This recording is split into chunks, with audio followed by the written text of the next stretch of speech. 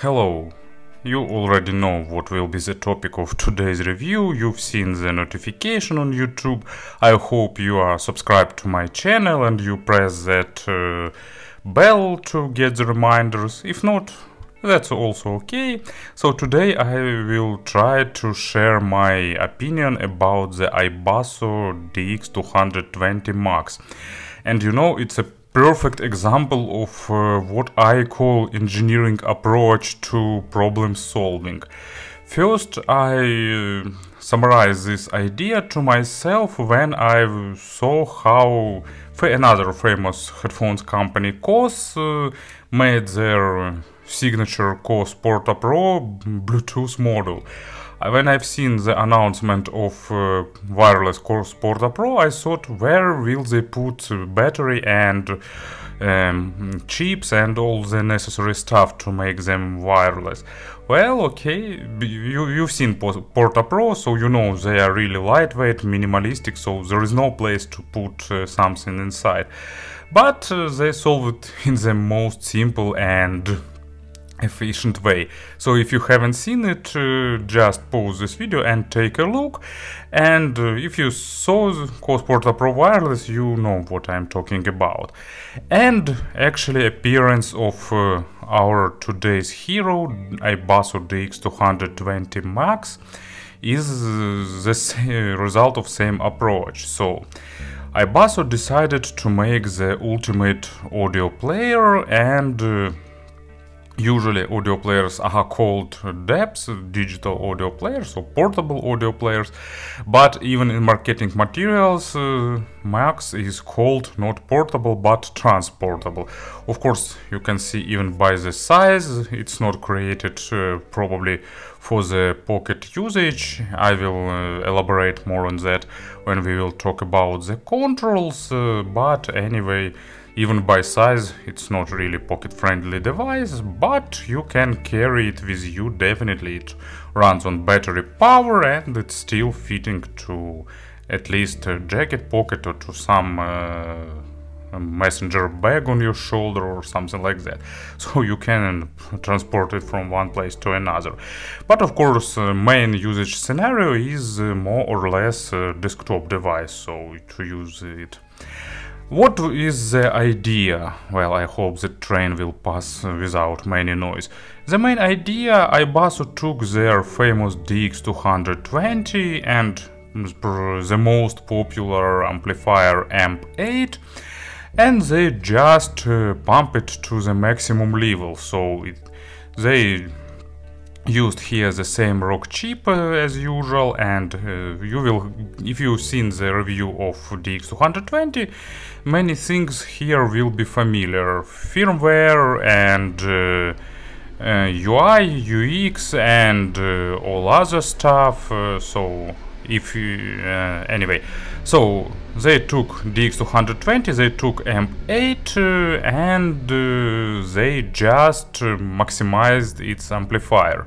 It runs on 4 separate batteries, each with 8.4 volts voltage swing, so separate power for 2 fully balanced amplifiers, and giving maximum of clean power and giving up to 8.8 volts RMS on the balanced output, or 4.4 on the single-ended out, so meaning tons of power, meaning great control, precision, and so on and so forth. Price is $1,888, and probably about other stuff I will talk a bit later. But about the technical specifications, same rock chip as before, same screen as before, 5-inch, 1080p, so Full HD screen, 4 GB of RAM, and 128 GB of flash memory, also microSD card support. In terms of chipset, in terms of foundation, it's still iBasso DX220, and what I mean by that engineering approach, they just took iBasso 220 and added a powerful amplifier here. iBasso has a huge background in creating powerful transportable devices, and they leverage it here. I will try to make this video shorter than usual, so just a brief unboxing. So box is traditional black cardboard. Inside of the transport box, let me zoom out a little bit, another box, and here you will see the player. Underneath there will be accessory set and so on and so forth. So let's skip this part. I'm pretty sure it's not that interesting. Without this player you will have case. Really good because it will be hard to get the case for it. A pair of velvet pouches. Also USB-C cable. Another power adapter, because you need two power adapters. It has separate batteries. You need separate power adapter to charge the amplifier batteries. Also you will have protective screen and set of adapters. So line out adapter, also burn-in cable that you can use with it, and coaxial adapter. So all the set of necessary stuff to run this player and work with it. So let's go back to the player itself and talk about the design a little bit. Let's zoom in. So it's big, it's heavy, 700 grams, so I will need to move it out of case. Nice tightly fitting case, so good protection. And as you can see, I've got my player branded by iBasso, thanks to them, and many reviewers will get their branded version. And case is made of stainless steel. It's definitely big, it has nice texture, and you know, it's the case when player on photos looks worse than in real life, because on photos it looks like something clumsy and a bit ugly, but in real life it's a pretty pleasant experience. You know, it's a solid piece of big audiophilia. Let's compare sizes. So if you got regular DX220 and you think it's big, no, it's just tiny, nice, portable, pocketable DAB. And in terms of materials, I think DX200 titanium is closer to the stainless steel, but it's not steel, it's titanium. So glass covered back panel, protective screen applied here. I don't want to remove it, at least for now. Company's logo, DX220 Max. Here is micro SD slot. On the top panel there is SPDIF out, USB Type-C. As usual, you can use it for charge, to access the internal memory and so on. Power button and separate DC in to charge the amplifier part. And main part that used to power the digital to analog converter and CPU is charging via this USB-C. And on the bottom there are three outs. So 3.5mm balanced output and line out. It's also Pentacon. Also volume regulator. Nice, good knob. Almost zero channel disbalance. Fully analog volume control, but actually the player has two volume controls. You can also change the digital control by the built-in digital to analog converter chips regulator. And as you can see by the layout, unfortunately they didn't put any buttons to control playback, and probably it's the biggest issue with controls. But in terms of layout, it's just created to be put flat somewhere in front of you. So as you can see, just it's created to be used this way. Just plug your headphones here, it lies somewhere beside you, you turn it on, you press something on the screen, you change the volume, and so on. What else I can say about batteries? as I said, there are two different batteries, and amplifier battery is draining a bit faster usually, but anyway, average work time starts from 8 hours and up to 12 hours, because it's really highly depend on the load that you will be using with it, with some tough and power hungry planars. I'm getting about 8 hours or so, with some NEA monitors closer to above 10 up to 11, but also it depends on the wireless interface, it depends on the how often you will use the screen and so on. Anyway, in terms of design, in terms of build, it's rock solid device. Actually, screen, let me turn it on, let me show it to you. Of course, it's not even close to being edge to edge, it's just 5-inch screen, but front panel is much bigger. Of course, if they put some, I don't know, will 7-inch screen fit here or no? Maybe no, bigger screen could look better, but actually it's a big problem to get the good batch of screens with appropriate price, so iBasso reused what they have. Good viewing angles, good brightness, nice resolution, so in terms of screen it's a really good player, and it's not created to be some glamour edge-to-edge device. And if you've seen iBasso DX220 review, or if you're familiar with it, you can skip this part. I'm adding timestamps to the description, so I will talk about the firmware a little bit. So it's absolutely the same as used in the regular 220, so if you know about it, you can skip it. As an operation system, here used Android 8.1, and it shares the common code base with other iBasso dApps. It has two mods, Android and Mango mode. So Android, it's just a familiar Android operation system. In stock versions there is no Play Store, but actually you can easily install it with APK Pure. You just go to APK Pure, Google for the Play Store, install it, and it works. So as you can see, I installed USB Audio Player Pro, so no issues with Play Store, and that's a good news for those who are using some software that requires Play Store to validate their purchase. Actually UAPP and Plex use them.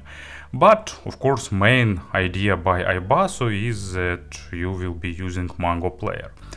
Good, nice, polished software. We've seen that many times. Really flexible. So here is media library. It consists of two parts. It's grouped by all music, by albums, by artists, by genres, now playing, and playlists. So here you can customize it, so you can select music view sorting and what tabs you need here, and here is just files browser. There is a search, you can go back to the now playing screen. Now playing screen is totally simple, so play order, navigation buttons, big album cover, additional information about the track, so you can turn it off, and play order and additional settings. So in the settings you can turn on gapless playback. What's wrong with it? So yeah, everything is working. Gain, low and high. Actually a bit not logical, because left is high. Play mode, order, equalizer, and there is a graphic equalizer and parametric equalizer as in iBasso DX220, pretty well working. Left, right balance, digital filter, and advanced settings. It's USB digital tonal converter mode, sleep timer, scanning, and system information. If you need to exit, you can go back. But I'm mainly using USB Audio Player Pro. I used to its interface and I like it more. Of course, there is a drop down with additional settings, Wi-Fi, Bluetooth, optical output, and so on, and a bunch of additional settings. So connected devices, you can here activate Bluetooth receiver mode to make it one of the most advanced Bluetooth receivers. Of course, here used all modern codecs for the Bluetooth. If I remember right, it supports MQA and so on. And the most interesting part, it's audio settings. So here you can adjust volume in the digital domain, DAC volume. So if you have some sensitive headphones and you turn this knob just a little bit and it's already too loud for you, you can reduce volume here. Auto mute, optical output, gain, high and low, middle and low. Digital filter you can also change here, and volume limit you can set. And also, of course, pretty important part, it's system with firmware update. It works wirelessly, works smoothly. If you don't like Android, there is a Mango mode. It just restarts, and it's a pure Linux-based operation system created by iBasso, used in some of their dubs, just focused on sound. Basically, it's just the Mango player that runs as close to the hardware as possible. So as you can see, interface is pretty similar, just a bit difference in the menu and in order. I'm not a big fan of Mango player actually, or Mango mode. Same settings, equalizer is lacking parametric one, maybe they will port it someday, maybe not. Filter selections, advanced, so DAC, optical output, bit of settings here. Languages, power management, so I prefer to go back to Android. But if you like faster boot up and more focus on the audio tasks, you can prefer Mango mode. In terms of firmware, it's normal, it's not superb because iBasso had to use the same, probably it's rock chip here as before, and it's not the fastest in terms of performance, but on the everyday tasks, like listen to music, listen to some streaming media, it's working okay. No big lags, no issues with that, at least, you know, on my scenarios, because my scenarios are pretty straightforward. I just start UAPP, I select some music, I listen to it, and that's pretty much it. And of course sometimes a bit of Tidal, it's also, basically it's all my scenarios. I don't use some complicated things, but this scenarios works really good, smoothly, fluidly, and so on. And of course about the sound, I read some opinions that this player requires a burn-in. To be honest, I'm more skeptical about the burn-in of the non-mechanical part, so I definitely experienced burn-in of some headphones and earphones, but pretty rarely, and of course tubes burn-in. But not about, I never experienced burn-in of discrete elements. Anyway, I listened to this player for more than 100 hours, so probably it can be considered as burnt in. I didn't experience any big sound change, maybe because I was listening all the time, and if sound changes occurred during that time, they were, you know, really smooth, so I didn't find any big difference.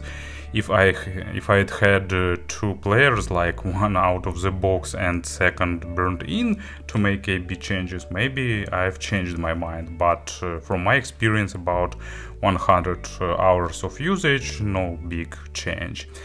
And some headphones to be put on the table. Of course, this player is probably better suited for the full-size headphones, but in-ear monitors sounding really impressive with it too. I will talk about the pairings a bit later.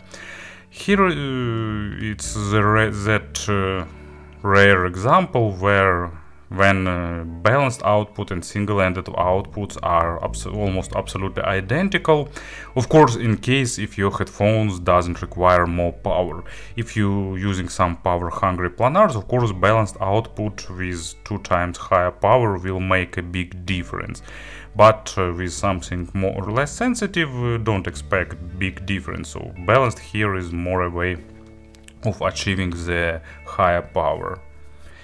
And in terms of sound, in terms of representation, you know, I think that many of you can extrapolate or interpolate its sound in mind.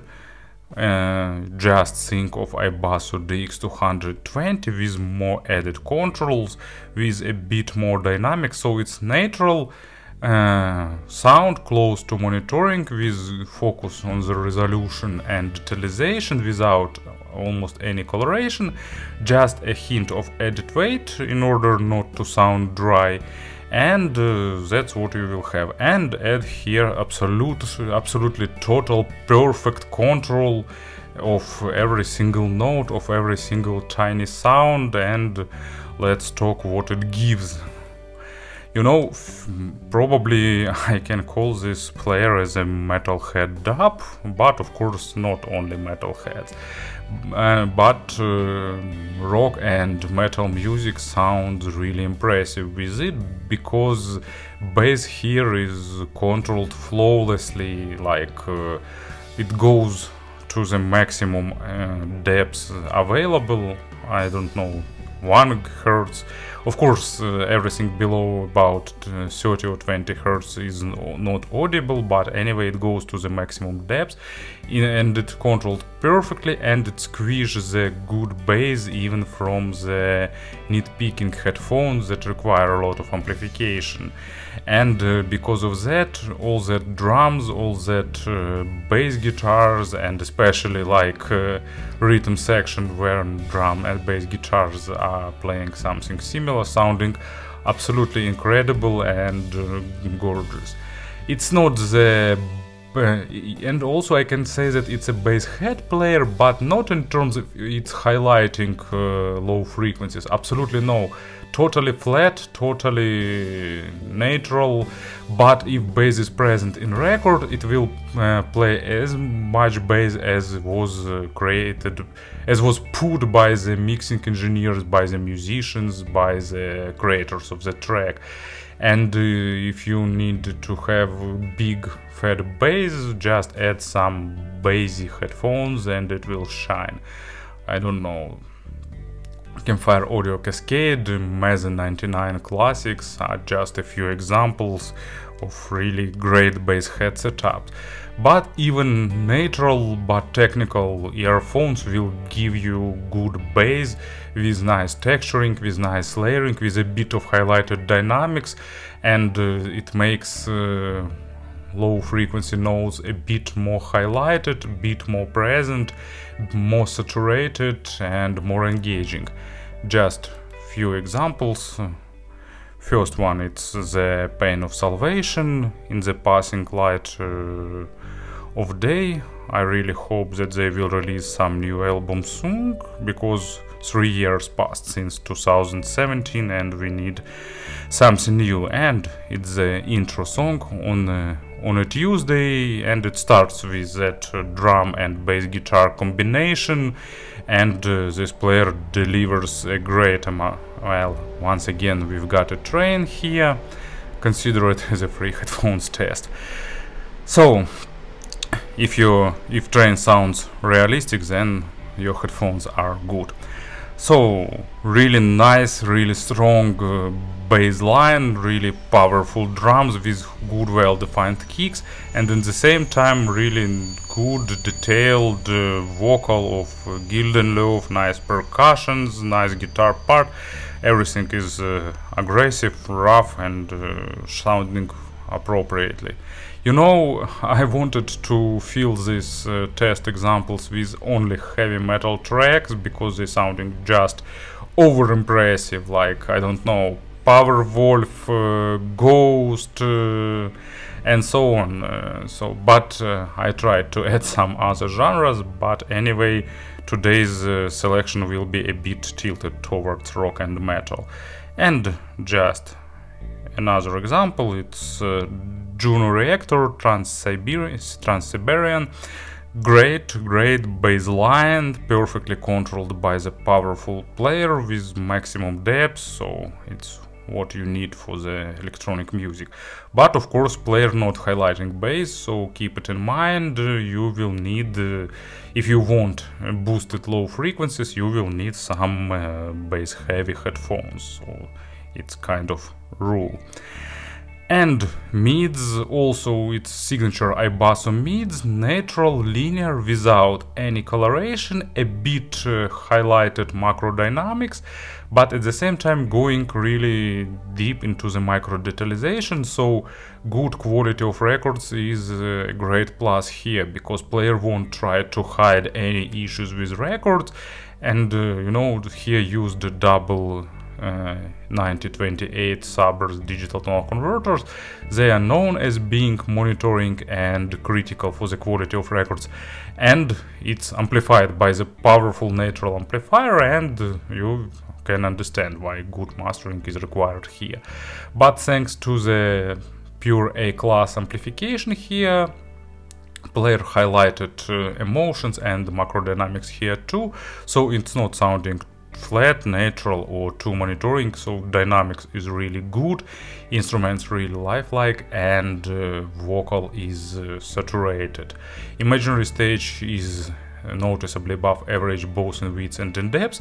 It's not flagship level, but of course noticeably above the average. And as an example, I got what I've got. So first track is Magnum, great AOR, adult oriented rock or arena oriented rock, and Crazy Old Mothers, perfect rock song with nice forte piano intro, powerful vocal, catchy riffs, so everything that we like rock music for. And I really like the emotions highlighted by this player on the vocal. Of course, you know, you will hear that rock music isn't recorded perfectly, but it's still pretty enjoyable and sounding really engaging.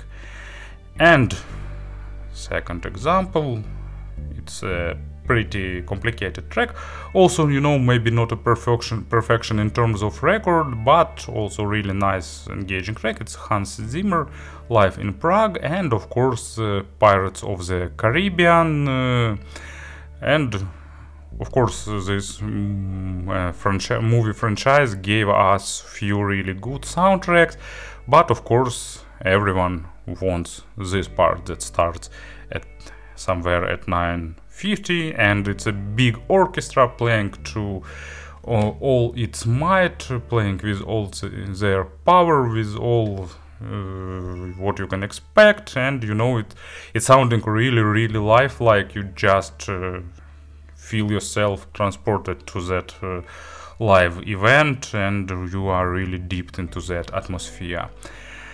And in terms of treble is also reminds iBasso DX220 regular one, good extension, perfect control, zero attempts to smooth it and to hide it, nice layering, and even better control than in regular iBasso, and I like that. I'm a fan of treble. And with this dub, you know, it's really easy to spot that difference that I tried to express in few previous reviews. So we need pause.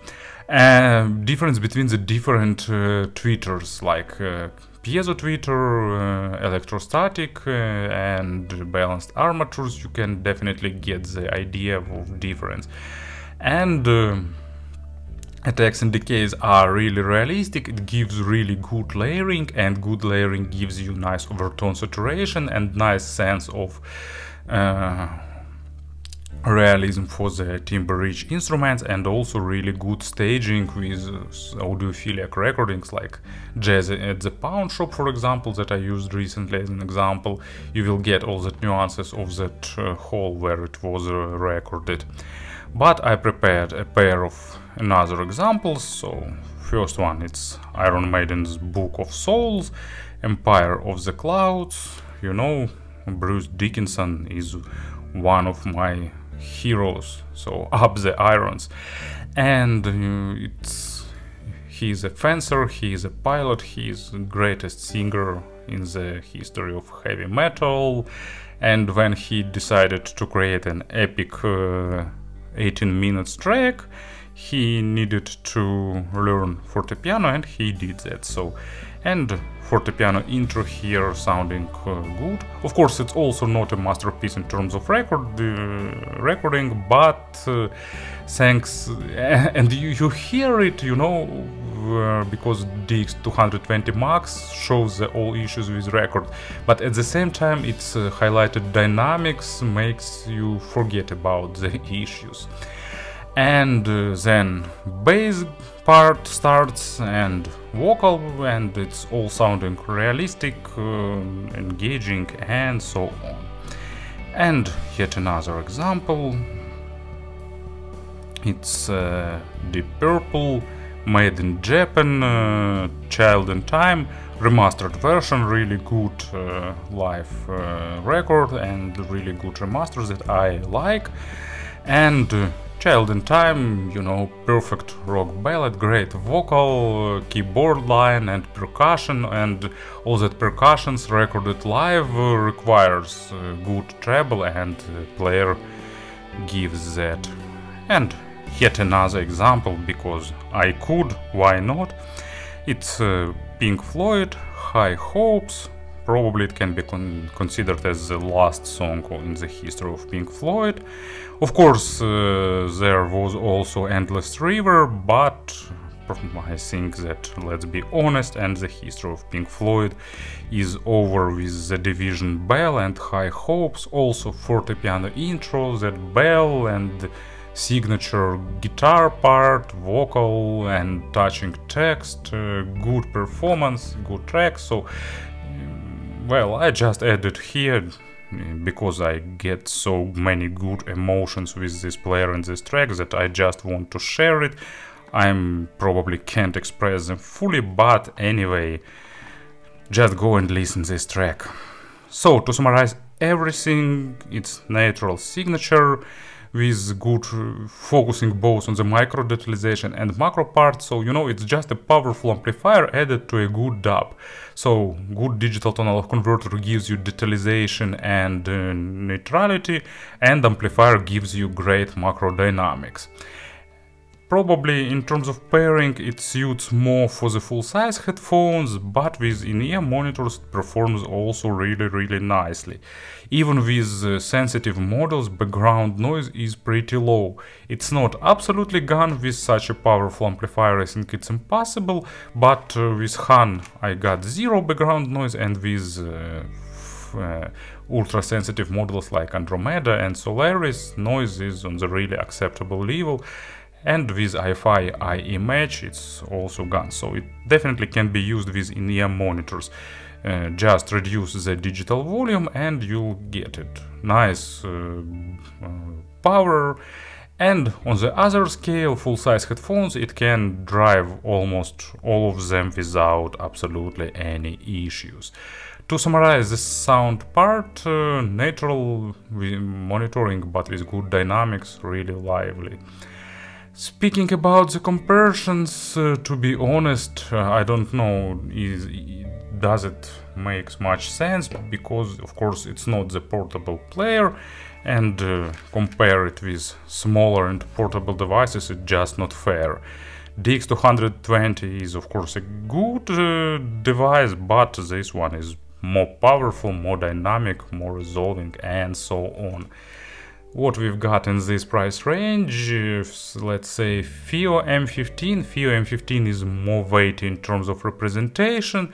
It's a bit less focused on the detailization. This one is more highlighting micro details, and of course it's more powerful, so more power gives you more dynamism, more dynamics. That's more correct way. And speaking about the flagships, yes, Aston Kern SP2000, it's still a bit better, unless you use some really power-hungry headphones, of course. And it's better because of that Aston Kern signature coloration. It's a bit more natural with a bit more balanced sound signature. But this one is cheaper and actually more powerful. And probably almost same applies to Lotto Po Gold Touch. They are pretty close in terms of signature with SP2000, with just a few minor differences. And you know, LPGT is probably close to 220 Max because it's also a bit more dynamic, more highlighting the dynamics. And KN8 is more highlighting emotions, while iBasso is more more natural. It can be probably considered as the more audiophiliac. So to summarize everything, if you need some additional comparisons, just feel free to ask. We'll be glad to provide some input. But to summarize everything, of course, you know, it's in device that gives you a bit of mixed feelings, but it's because of it's a matter of the proper treatment. It's not the portable audio player, and that's all. It's more a transportable player. Of course, charging two batteries is a bit not convenient. Locking the playback control buttons is also not convenient.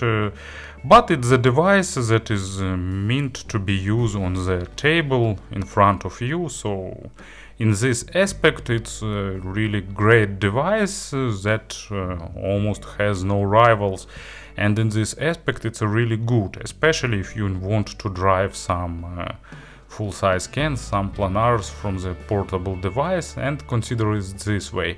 It's, you know, it's some kind of concept car from iBasso, model created to show what iBasso engineers could do, and actually they could do a lot of great things, and that's it. And there probably will be some few big dubs in near future. I hope I will review at least some of them. I briefly listened Can Cube, but actually it wasn't even close in terms of positive impressions to the 220 Max, but it's not a fair comparison because I spent only 15 minutes with Can Cube. Probably with more comparisons I could provide more valuable or more natural comparison, but I'm still impressed by the DX220 Max. It's probably not the device for everyone, but for the true audiophile who wants to get a really high-end sound with not the maximum price, it's a really worthy addition. Thank you for listening and have a nice day.